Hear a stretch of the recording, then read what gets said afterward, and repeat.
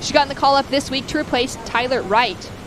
As we take a look at the opener for Steph Gilmore, drives down the line, gets that nice wrap, and a second one on the inside section, and she'll kick out. Streaming worldwide on Apple TV+. Be sure to check it out. Some great storylines tracking through as we see a quick in and out there from Joanna Fay, Steph Gilmore in the lineup, and Sally Fitzgibbons as well.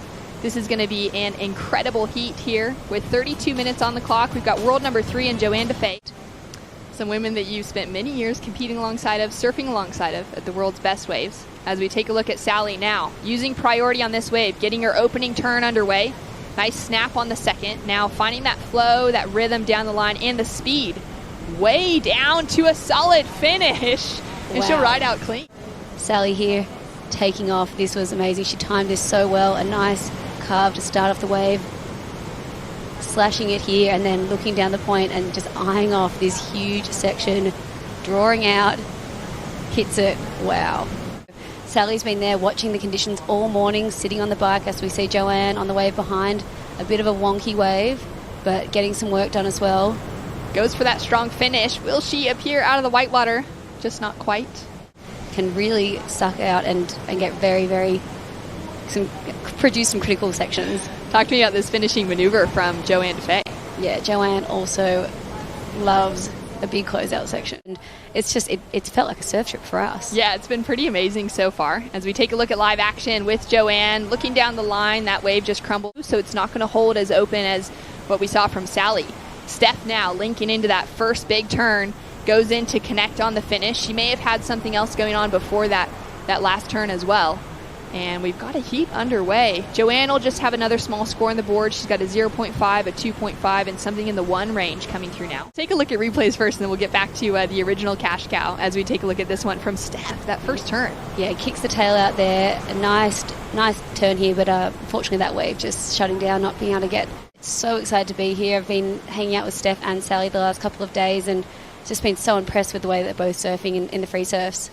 As we take a look at live action now, Sally up and riding on her second wave, used priority on this one. Races around that first section, wraps it back into that top third, and goes for the air on the finish. I have been so hungry to see if Sally's going to bring that in while wearing the jersey this week. Yeah, I mean, I feel like this elimination round after the cut's actually like more gnarly than the one before the cut. I've already had one last place at G-Land, and I didn't want to, bow out again, and especially like having a chance to surf amazing Punta Roca. I think the next few days are going to be really fun, so that was like my main motivator. And she had to win the event at Margaret's, and now she's here and she's going to make the most of it into the quarters. Incredible. World number 3 had a look at this one during the interview, Joanna Fay. Yeah, Joanne unfortunately not finding many ways with a clean face on it, but she's trying to do as much work as she can, getting down the line, hoping to get a little section here to finish off, but unfortunately not really many critical. We've got a lot to look forward to, but going back to G-Land, I mean, it's a quick transition between events. How do you shake off those losses and regain the confidence and momentum? I think just putting everything into perspective and realizing that we have the best job in the world. And I mean, the hard times aren't too hard, it's a lot.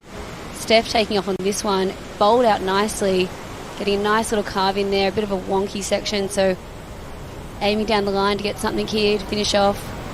Nice slap. It was a great experience. It was definitely challenging for sure mentally. But I mean, having places like this to look forward to, I love a good right-hand point. Growing up at Noosa Heads, like from Coolum Beach, but I surfed Noosa like pretty much my whole childhood. So this literally like reminds me of Noosa, so I'm kind of frothing. Right at home, as you can't wait to see those quarterfinals. Back to you guys. Thanks so much. We've seen plenty of live action during that interview, but great to catch up with Bella, to know that she's feeling that same energy where she walked away with a win at Margaret River is pretty exciting. To think of her feeling relaxed, surfing really relaxed as well, and just having fun. And then Sally got a piece of the action as well. Raced fast down the line on this one. Yeah, looking so calm and controlled there. Look at like her style at the moment. That she decided she's going to make that jump onto some equipment that could really suit the bigger, heavier waves on offer this year. Joanna Fay now with an opportunity under second priority. Drives hard through that second turn. Just connects with the foam and she'll kick out. She's looking to build on that score line. Her high score at the moment just being a 3.17. And like we were saying, all of these girls were fighting it out in the Final 5 last year to get that world title. Joanne getting the better of Steph in that first heat, and Here we go, as we see Sally again. She might look down the line to find another section. Goes to the air, unfortunately just slipping off there. Goes for the rail grab as well, and she's just going to continue looking for those sections. Now, what are your thoughts as far as heat strategy goes right now? And the girls and the men were just going absolutely ham on it. Steph Gilmore now, live action here at Punta Roca in La Libertad in El Salvador. Getting those first two maneuvers stretched together. Now waiting for this to give her that speedy section through the inside that we know she's just coming to love here in El Salvador. Connects through. She won't be able to get that little projection through on the finishing turn. So challenging, especially with the smaller ones. Steph found one that stood up a little bit better for her. Yeah, this did. It was still pretty choppy and chunky, but love the way that she threw the tail there and threw a bunch of spray. Coming around and just trying to identify what section she wants to hit. Beautiful surfing there. Love the way she's transferring her weight and finishes off pretty strong here, but unfortunately, yeah. And it looks like that wind has pushed, onshore a little bit, but that's still fun. The faces are clean, but as that tide pushes in and comes up into mid to high tide, we'll see them clean up. Joanne finds that first section. Now looking for some more scoring potential down the line, and she'll just bite that rail, unfortunately. It's been hard to see Joanne not be able to find the rhythm in this heat so far, Laura, especially coming off of a victory at the Roxy Pro G-Land. Yourself and the other Brazilian crew down at El Zonte, there's such good camaraderie between you guys. How important is it to have that onto traveling with your fellow countrymen? Yes, I feel like that's one of the most important things we can have, our friendship, like our time together, having fun and enjoying and taking the pressure off. We're not traveling with the families. We've been away from home for so long.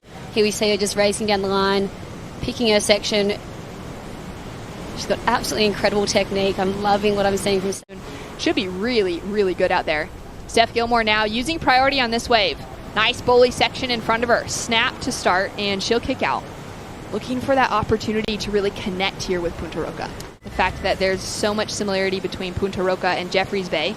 Jeff Bay being a wave that Steph Gilmore has found that high line trim, that flow at, and the win a few years back. Where those smaller ones, they just run right on the bricks. They close out so fast, and while you can get a really fun, speedy feeling down the line, it's really difficult to connect some sections together. Sally Fitzgibbons now taking a look at this one. Drives through that first turn. Sets it up down the line. She's looking to build on that score line with the 3.6 at the moment for her backup. Needs to put on a strong finish here. Nice snap and maintains control. Yeah, that wave, that had that slower pace. More pressure on the girls as we see it right here. Little airdrop to start and comes around. Beautiful, nice carving snap here in the pocket. Looking to eye this section and slashes it. I love that timing. It's hard to find the sections out here, but Sally found it right there. And, I'm guessing she would have wanted to. We see Joanne throwing some fins and some spray there. Connects with that next section into the foam, not quite finding that clean lip line. She's going to hang with it and hope that she can find that open face again. Finds that high line right on top of Sally Fitzgibbons and gets the tail free for the finish. Yeah, that was a good exchange for the girls. 4 minutes to go, and I think Sally would better her her back up there. That 3.6 that'll probably, I'm going to guess that she's going to definitely go higher than that. So put some more pressure on Steph and Joanne for a high score. But it was just a great completion. Joanna Fay then with the opportunity. We're still waiting for the score to roll through for this one. Yeah, unfortunately this one's shut down, but she hung with it here and was just probably hoping that she got a nice powerful end section here, and it sucked up, and I love that she went progressive there and blew the tail and threw the fins. And last year when Sally and Steph were competing at the World Surfing Games, the teams actually had bags of ice to put on the decks of boards to keep that wax hard before paddling out. For moments like this, Sally Fitzgibbons goes for the air once again. Wow. Nearly made it on the finish. I thought she had it there. That was just incredible timing. We're going to see her make one of these throughout the event. Well, that is the finish of the heat. It's Sally Fitzgibbons with the win. The rail work getting it to her, but looked for that progressive maneuver as well. We'll see if she can pull it off in the quarterfinals. Joanna Fay and Steph Gilmore knocked into the elimination round.